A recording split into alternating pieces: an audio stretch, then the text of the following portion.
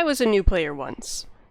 I mean, I think everyone was. I'm pretty sure that's how that works, but looking back, there are some things that I wish I knew whenever I was first starting, and so that's pretty much what inspired me to make this video. Today I have for you 17 tips for new players in Mod 17. If you're not a new player, these are probably going to seem really obvious to you, but when I was a new player, well, some of these didn't even exist, but when I was a new player, some of these other things were not obvious at all, so hopefully they will help you out a little bit. Okay, so tip number 1. Leveling doesn't really mean much. The gear you have and the stats you have don't really matter until you're level 80 and start participating in dungeons and campaigns. So just put on whatever gear you have, whatever gear you can find, and don't worry about making your stats perfect until you're past level 80 and start actually making enough astral diamonds to be able to realistically attain your stat goal. Tip number 2. Get all the free inventory space there is. Now, there are actually 5 potential places for you to get bags now. So the first one is in Black Lake District, which is the first zone that you'll get access to, and the quest is called Close to the Crown. The second bag you can get is in Neverdeath whenever you complete the Clockwork Guild Tomb quest, and the third one is in the Staff of Savras mini-campaign that you'll get from Sabella, and this campaign will take place in the Tower District and Black Dagger Ruins. Now, the fourth free bag that you can get is as a reward from having a referrer. It's really hard to say that word, referrer. Basically, have someone refer you to the game. Okay. And then, lastly, this is something that you can't get until later on, until you're at least level 70, but there is a small chance in the Temple of Tiamat trial for you to get a Dragon Cult bag, which is even more inventory space. Now, I haven't run Tiamat a ridiculous amount, but I've never gotten one of these. You can also buy bags on the auction house if you have the AD for it, but there's much better things that you could be buying.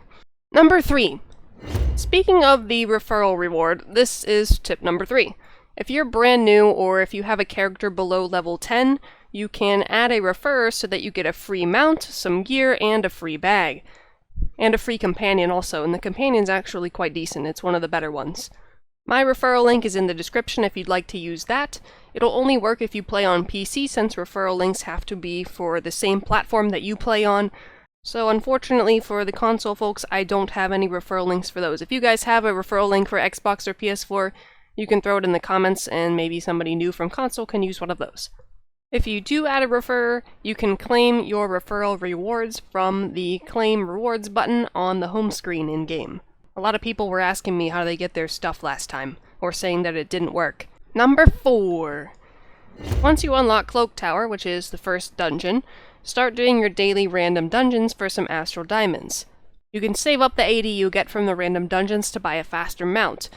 Moving around slowly is probably one of the most annoying things whenever you're starting out. And it'll also get you some extra XP, which will make leveling up a tiny bit faster. Number 5. Ability scores aren't explained whenever you're creating your character, so do a quick search to figure out which one you want to prioritize. This way you can pick the racial ability bonus that suits you, and you'll know where you want to put your points whenever you're leveling up. Number 6. Join a guild. Guilds offer boons that increase your stats, as well as a bunch of people to group and run dungeons with, or just hang out with. But don't just join any random guild, do a little bit of research. Read about the guilds you're interested in and maybe chat with some people from it if you're interested in joining. You'll be a lot happier if you end up in an active friendly guild instead of just the first one that would pick you up that dies in a week. Or is already dead. Or has always been dead. Number 7. As soon as you unlock professions, start the workshop quests and work on leveling up the profession of your choice. These will allow you to make various potions, armor reinforcement kits, dyes, and so on. It'll also allow you to take part in event-specific professions, such as the ones in the Summer Festival. Some of the food from that Summer Festival profession sells for quite a bit. Specifically the watermelon sorbet, because it's the best food item in this game. Don't at me. Number 7. As you level up, but more importantly after you hit level 70 and 80, check the auction house for some cheap gear. It'll make your life easier instead of having to wait and hope you get a new pair of pants that fall off that enemy you just killed, and you probably wouldn't want to wear those pants anyway. Actually, that was tip number 8, my bad. Number 9. Avoid the Zone chat in Protector's Enclave specifically, but basically everywhere. People love to have religious and political arguments there, or just be annoying in general. If you're in a guild or have friends to play with, or you plan on leveling solo, I recommend turning off the channel entirely, along with the Say channel as well. Also, the difference between the Zone and the Say channels are not explained in the game, so basically, each map in the game is divided into instances, which are copies of the same map to split up the player base and reduce the load on the servers. So the Say channel only sends messages to the players who are in the same instance of the map as you, whereas the Zone channel sends the messages to all of the instances of the same map. I hope that made sense. Number 10. I forgot what number I was on again. As soon as you have enough Astro Diamonds, probably after your mount purchase, pick up the cheapest Augment Companion on the auction house and some cheap companion gear to put on it. Augment Companions will give you 100% of their stats, which will make leveling easier. If you don't want to buy companion gear, you can run the Illusionist's Gambit skirmish after level 20, but most groups don't run the skirmish the full way through, so you might be better off just buying it. Number 11! Armor penetration is the most important stat for doing damage.